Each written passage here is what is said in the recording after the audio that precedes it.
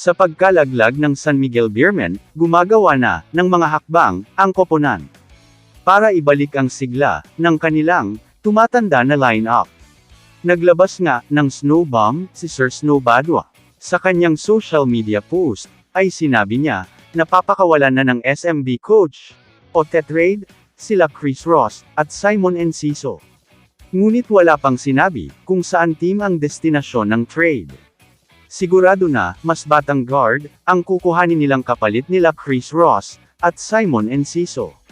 Pero malaki ang posibilidad, maraming bata na mga guard, pero sino kaya ang kanilang kakailanganing team upang maisakatuparan ang trade?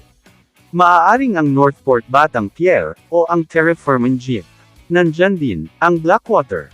Kung sa Northport, pwedeng Gio Halalon o Joshua Munzon, at may kasama yan, depende sa palitan nila. Kung sino ang pwedeng makasama sa trade, nila Chris Ross at Simon Enciso.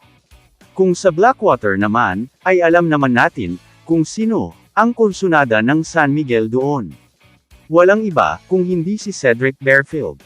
Pero hindi sila papayag sigurado kung si Chris Ross at Simon Enciso ang kanilang ipapalit. Kung sa Terra Firma naman sila makikipag-trade, maaaring si Mark Nonoy, at may kasama pa din yan.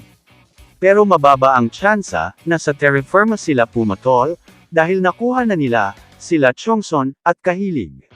Dahil kailangan ng magpabate ng San Miguel. Aabangan natin ang development sa usaping ito, lalo na pagkatapos ng Commissioner's Cup.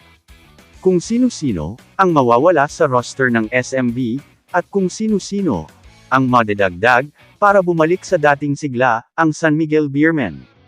Sa ibang pasabog ni Sir Snow Badwa, para ma-secure daw ang pinakamataas na frontline sa liga. Ayon sa mga source, ang Converge daw ay di umano ay target si Mo Alatotua na magiging unrestricted free agent sa buwan ng Marso.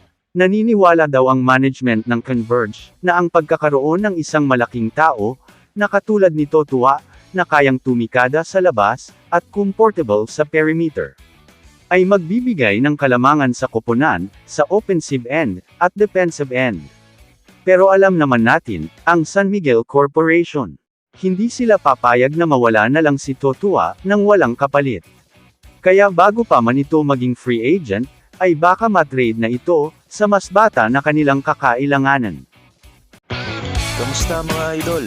Sports Zone PH para sa sports news and update. Kung bago ka pa lamang dito sa channel ko, pindutin mo na ang subscribe button at notification bell para lagi kang update